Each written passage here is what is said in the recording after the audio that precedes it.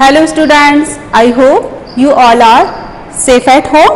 I am Vimlesh Sharma from Shivjyoti Educational Group, Kota. आज हम आपकी हिंदी व्याकरण पाठ्य पुस्तक कनक का पाठ 2 पढ़ने जा रहे हैं। पाठ का नाम है वर्ण विचार। आप जानते हैं वर्ण क्या है? वर्ण क्या है, आज हम उसी के बारे में जानेंगे। भाषा की सबसे छोटी इकाई या ध्वनि जिसके टुकड़े नहीं किए जा सकते वर्ण या अक्षर कहलाते हैं। जैसे अ, आ, क, ख, ये भाषा की सबसे छोटी से छोटी इकाई है जिसके हम टुकड़े नहीं कर सकते। अगर कोई शब्द है तो उसके तो टुकड़े किए जा सकते हैं, उसका हम वर्ण अलग अलग कर सकते हैं। वर्णों के व्यवस्थित समूह को वर्णमाला कहते हैं। जैसे वर्णमाला के अंतर्गत स्वर और व्यंजन दोनों आते हैं। आप जानते हैं, आपने कक्षा 1 से पढ़ा होगा स्वर और व्यंजन।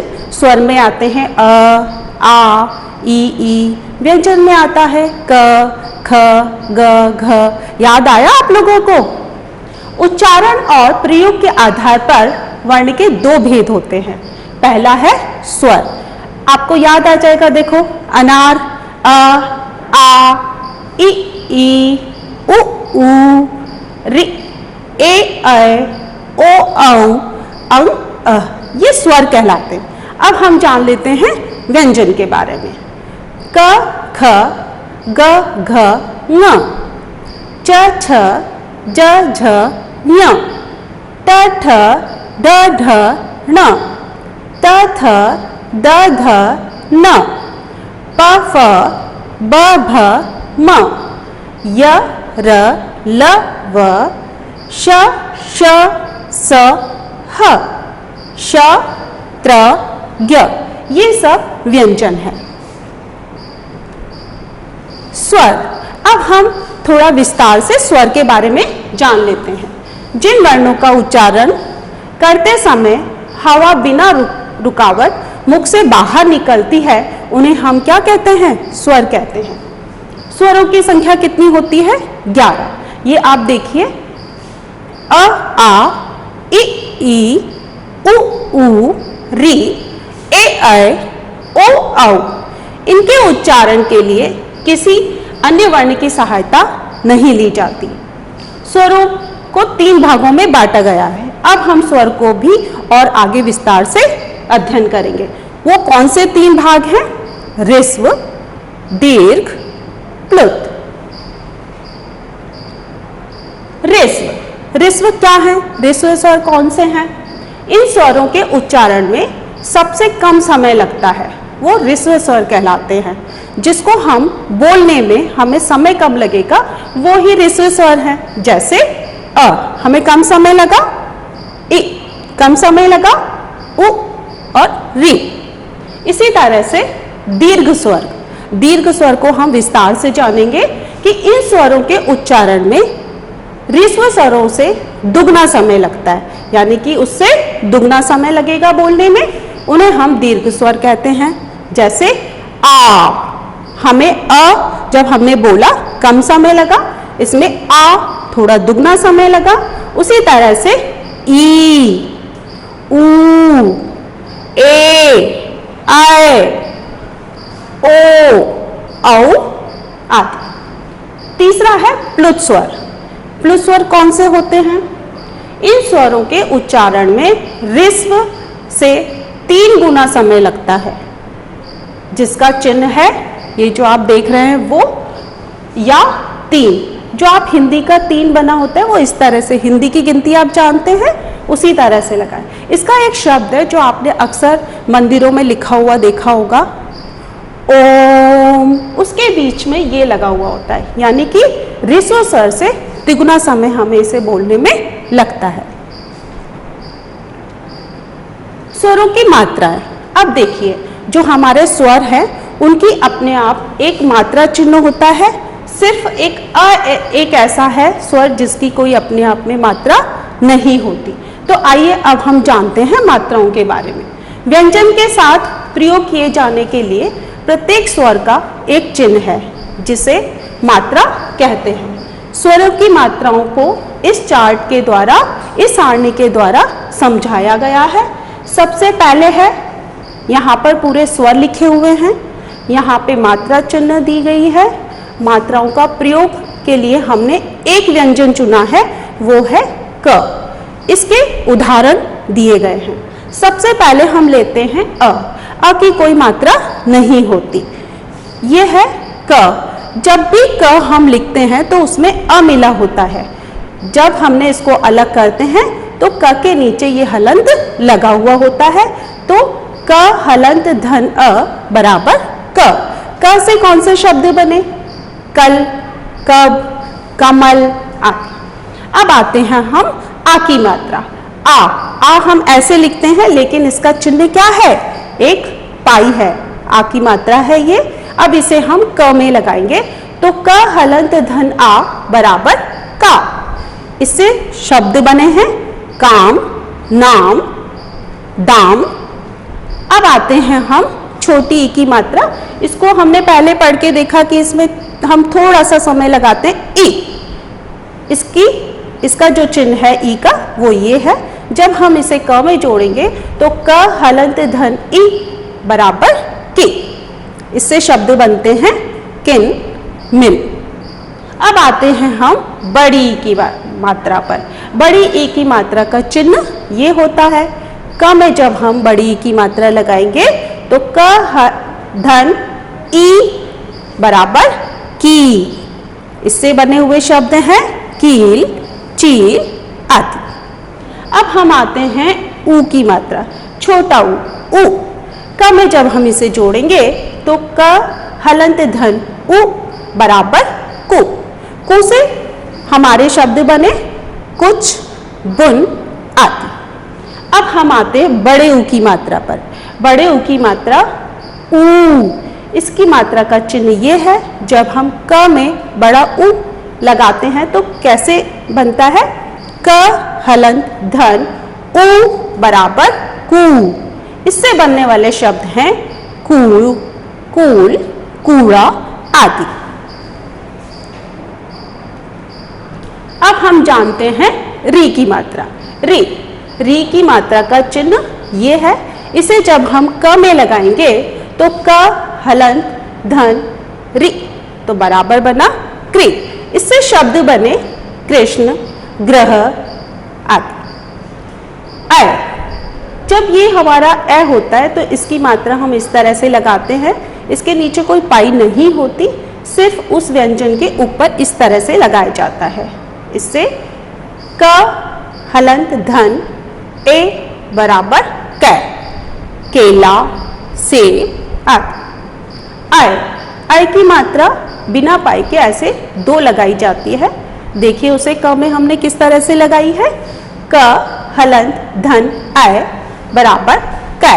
इससे शब्द बनते हैं कैसा, पैसा आदि। ओ की मात्रा, ये ओ की मात्रा का चिन्ह है। जब हम क में ओ की मात्रा लगाएंगे तो क हलंत धन ओ बराबर को। इससे शब्द बने कोयल, मोर आदि। आओ, इसकी मात्रा का चिन्ह इस तरह से है। जब हम क में इसकी मात्रा लगाएंगे तो क हलंत धन औ बराबर कौ, कौन, पौधा आदि। अब आता है ये अलग से है जो आ होता है। ये आ और ओ के बीच की ध्वनि होती है। ये हमारे उन शब्दों में प्रयोग किया जाता है जो अंग्रेजी से हिंदी में हमारे प्रयोग किए गए हैं। तो जैसे क हलंत धन औ बराबर कौ। अब आप देखेंगे जैसे इसके शब्द हैं कॉलेज, ऑफिस, डॉक्टर आदि। अब हमने मात्राओं को पढ़ा। सभी व्यंजन में मात्रा इसी तरह से लगाई जाती है, लेकिन र एक ऐसा व्यंजन है जिसमें उ की मात्रा लगाने का एक अपना अलग तरीका है। तो ध्यान देने वाली बात है, र में छोटी उ की मात्रा लगाने पर रू बनता है, जैसे रुपया, रुकना आदि। जब र में हम उ की मात्रा लगाएंगे तो उसके मध्य भाग में हम पीछे की पेट जो होता है, जो हमारी पूरी बॉडी का बीच का हिस्सा होता है, हम वहां पे, तो ये पेट का हिस्सा कहा जाता है। तो क के पेट के हिस्से पे हम जैसे र इस तरह से लगाएंगे, छोटू की मात्रा इस तरह से लगाई जाती है, रुकना में छोटू की मात्रा इस तरह से लगाई। अब जानते हैं बड़े ऊ की मात्रा र पर कैसे लगाई जाती है।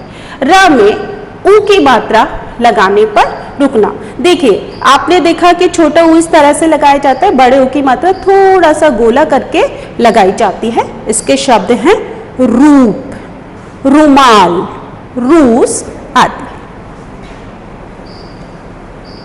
अब जानते हैं हम अनुस्वार के बारे में, अनुनासिक के बारे में, विसर्ग के बारे में, आगत ध्वनि के बारे में।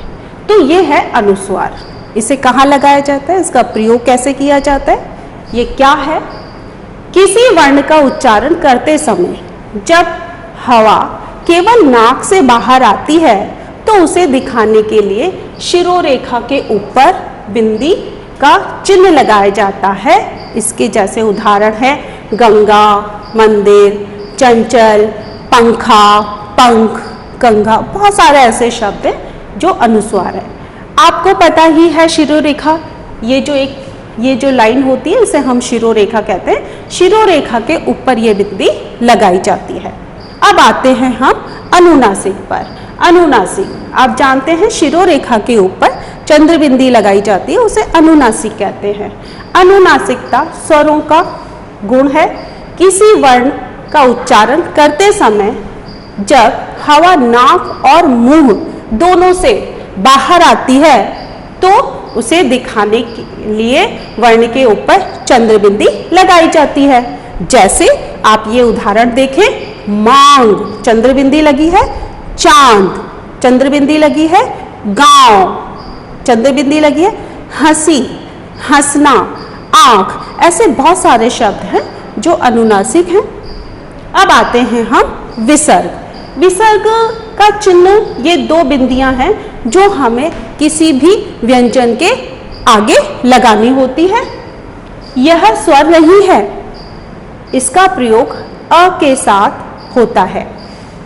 इसकी ध्वनि का उच्चारण ह की तरह होता है, जैसे प्रायः, अतः, प्रातः आदि। जब भी हम इसको विसर्ग को पढ़ते हैं तो हमारे मुंह से हम इसको ह की ध्वनि देते हैं। इसके अलावा क्रमशः, क्रमः, ऐसे बहुत सारे शब्द हैं जिस पे हम विसर्ग लगाते हैं। आगत ध्वनियाँ, ये अभी मैंने आपको पहले बताया, कुछ अंग्रेजी के शब्द जो हिंदी में आए हैं उनके ऊपर हम इस तरह का आगत चिन्ह लगाते हैं। हिंदी में आए विदेशी शब्दों के शुद्ध उच्चारण के लिए अ को ध्वनि के रूप में स्वीकार किया गया है।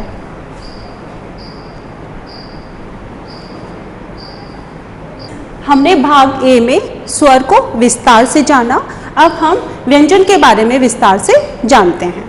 व्यंजन, व्यंजन ध्वनियों का उच्चारण स्वरों की सहायता से किया जाता है। इनका उच्चारण करते समय हवा मुख से रुककर बाहर आती है। व्यंजन के तीन भेद हैं। जो स्वर थे उन्हें किसी की आवश्यकता नहीं होती, व्यंजन में स्वरों की आवश्यकता होती है। तो व्यंजन के तीन भेद हैं। कौन से हैं? स्पर्श, अंतस्थ, ऊष्म। स्पर्श व्यंजन कौन से हैं? स्पर्श का अर्थ है छूना। ये व्यंजन जिनका उच्चारण करते समय जिन्हें मुख से किसी स्थान को स्पर्श करती है, मुख के जो स्थान को स्पर्श करती है उसे हम स्पर्श व्यंजन कहते हैं। इन्हें 5 वर्गों में बांटा गया है।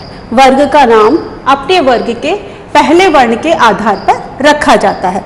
जैसे आप ध्यान से देखें कि क, ख, ग, घ, न, तो हम इसे नाम देंगे क वर्ग। उसी तरह से च, छ, ज, झ, य, उसे हम देंगे छ वर्ग नाम। ट, ठ, ड, ढ, ण, इसे हम देंगे ट वर्ग का नाम। त, थ, द, ध, न, इसे हम देंगे त वर्ग का नाम। प, फ, ब, भ, म, इसे हम देंगे प वर्ग का नाम।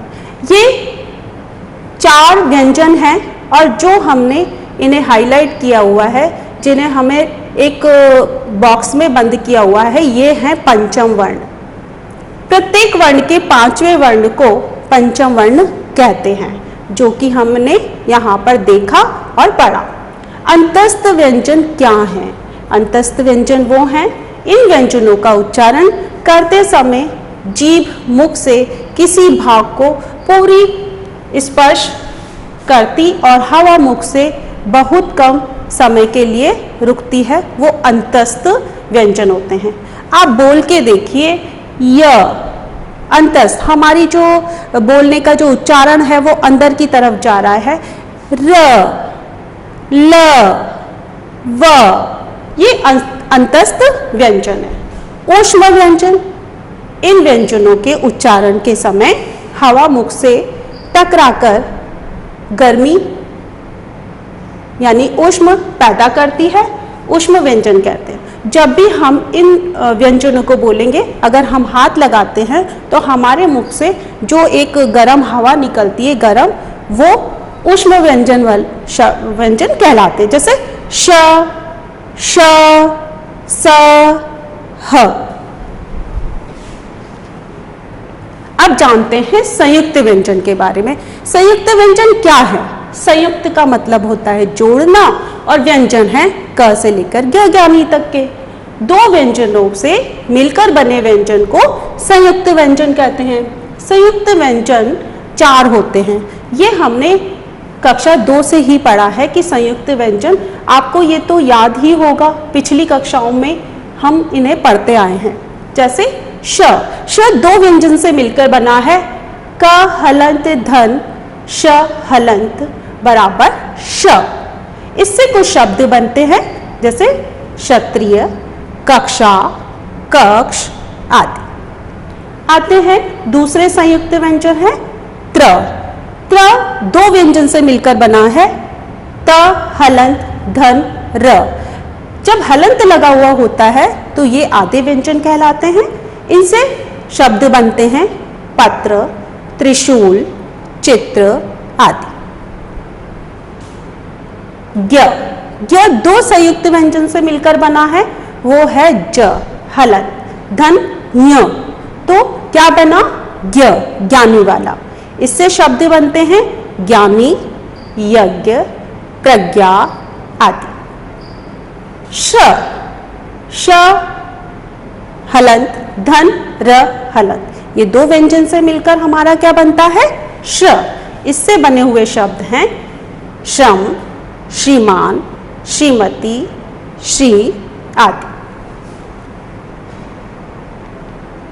अब हम जानेंगे द्वितीय व्यंजन। द्वितीय व्यंजन क्या है? द्वितीय का अर्थ है 2 व्यंजन, क ख ग जो है हमने अभी पढ़े हैं। तो जब कोई व्यंजन 2 बार एक साथ प्रयोग किया जाता है तो वह द्वितीय व्यंजन कहलाता है। द्वितीय व्यंजन में पहला व्यंजन स्वर के बिना प्रयोग होता है। जैसे अब आप देखेंगे कि हमने त आधा है जो हलंत लगा है, धन त बराबर तत्, तो इससे हमने बनाया शब्द पत्ता। उसी तरह से त हलंत धन त बराबर तत्। अब आप यहाँ पर देखेंगे जो ऊपर त है उसमें अ मिला है, ट में अ मिला है, लेकिन जो हमारा त और ट है वो आधा है, इसीलिए इस पर हलंत लगाया गया है। तट से हमने मी बनाकर शब्द बनाया मिट्टी। क हलंत धन क कक, म लगाकर हमने इस शब्द को बनाया मक्का। उसी तरह से न हलंत धन न बराबर नन, इससे हमने बनाया गन्ना, पन्ना। इस तरह से हम शब्द बना सकते हैं। च हलंत धन च चच, हमने ब लगाकर उसे बनाया बच्चा। और भी शब्द बन सकते हैं सच्चा, कच्चा आदि। द हलंत धन द बराबर दद, यानी ग लगाकर हमने इसका शब्द बनाया गद्दा। अब हम जानेंगे र के विविध रूप। जो र है वो इसी तरह का र नहीं, हम इसका प्रयोग और भी तरह से करते हैं। तो आइए जानते हैं कि र के कौन कौन से रूप हैं। नंबर 1, र अपने मूल रूप में रथ, रस्सी, गर्मी। ये आप अपने पुस्तक के उसमें शब्द पढ़ते हैं जिनमें र एक साधारण तरीके से दिखाया जाता है। दूसरे नंबर पर है जब र बिना किसी स्वर के प्रयोग किया जाता है तो उसे रेफ कहते हैं। यह जो हमने चिन्ह दिया गया है इसे हम रेफ कहते हैं, लेकिन यह र और वो आधा र कहलाता है। यह अपने से अगले वर्ण के ऊपर लगाया जाता है। अब हम जो इसके उदाहरण हैं उसे हम ध्यान से जानेंगे। जैसे कर्म, र लगा है लेकिन हम इसको जिस वर्ण के ऊपर लगाएंगे उसके पहले बोलेंगे और उसके आगे वाले वर्ण पर इसका चिन्ह लगाएंगे और वो आधा ही र कहलाता है। कर्म, आपको पता है जब हम इसका उच्चारण कर रहे हैं तो र का उच्चारण क के बाद और म के पहले आ रहा है और आगे वाले व्यंजन के ऊपर लगाया गया है। उसी तरह से धर्म, पर्वत, गर्व आदि। तीसरे नंबर पर है जब र से पहले वाला व्यंजन बिना किसी स्वर के हो तो र को उसकी पाई के साथ लगाते हैं। यहाँ पर इस र को ध्यान से समझने की बात है। यह हमारा पूरा र कहलाता है, लेकिन अब आप जानेंगे कि पाई क्या होती है। पाई वो होती है कि हम एक डंडा खींचकर जो व्यंजन बनाते हैं, जैसे क है, ख है, ग है, ये पाई सहित वाले व्यंजन होते हैं। उनके साथ हम इसको लगाते हैं और वो बिना पाई वाला होता है और ये पूरा र कहलाता है। जैसे इसके उदाहरण है क्रम, तो यहाँ पर क व्यंजन आधा है और ये र पूरा है। तो क्रम, प्रगति, ग्राम, व्रज आदि। ट वर्ग ट, ठ, ड, ढ के स्वर रहित होने पर र उनके नीचे लगाया जाता है। अब यहाँ पर ध्यान देने वाली बात यह है कि जो व्यंजन नीचे से गोल होते हैं, बिना पाई के होते हैं, उन्हीं पर हम ये वाला र लगाते हैं। उसके उदाहरण हैं ट्रेन। ट आप देखेंगे नीचे से गोल है तो हमने ये वाला र लगाया। ड्रम यहाँ पे नीचे से गोल है उसमें लगाया। उष्ट तो उसमें हमने ट लगाया। ड्राइवर तो ये भी नीचे से गोल है। तो इसी तरह के गोल आकृति वाले व्यंजनों में, ट वर्ग वालों में हम इस तरह का र लगाते हैं और ये पूरा र कहलाता है।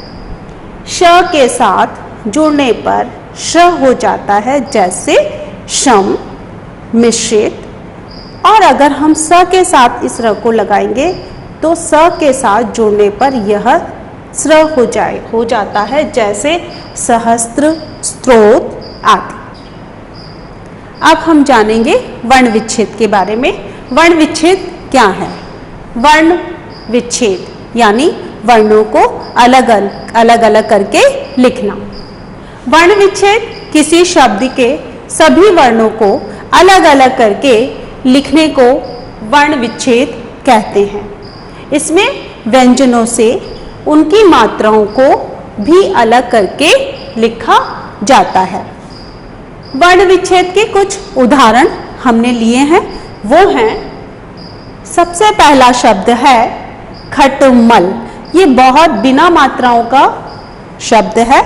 तो देखते हैं कि हम इसका वर्ण विच्छेद कैसे करेंगे। ख हलंत धन अ। जब हमने ख से अ को अलग किया तो ख कौन सा हुआ? हलंत वाला। ट हलंत धन अ, धन म हलंत धन अ, धन ल हलंत धन अ। इसमें ख, ट, म, ल इनमें अ मिला है और हमने उनका विच्छेद किया तो ख, ट, म, ल हलंत वाले हुए। दूसरा शब्द है ताला। हलंत धन आ, धन ल हलंत धन आ। जब त में आ मिला तो हमने उसका विच्छेद किया, ल में आ मिला तो उसका विच्छेद किया, और जब उसका अ निकाला उसको हमने त हलंत और ल हलंत से विच्छेद करके दिखाया। नंबर 3 है किला। क से हमने ई की मात्रा, छोटी ई की मात्रा को निकाला तो क हलंत धन ई, धन ल हलंत धन आ। ल से हमने जब आ को निकाला तो उसका विच्छेद किया तो ल हलंत वाला आया। उसी तरह से चौथा शब्द है गुलाब। गुलाब में ग हलंत धन उ, क्योंकि यहाँ पर छोटी उ की मात्रा है, धन ल हलंत धन आ। ल से हमने आ को अलग किया, धन ब हलंत धन अ, ब से हमने अ को अलग किया। तो आज हमने जाना वर्ण के बारे में, विस्तार से जाना। मुझे जहाँ तक है आप लोगों को सभी को समझ आ गया होगा। धन्यवाद।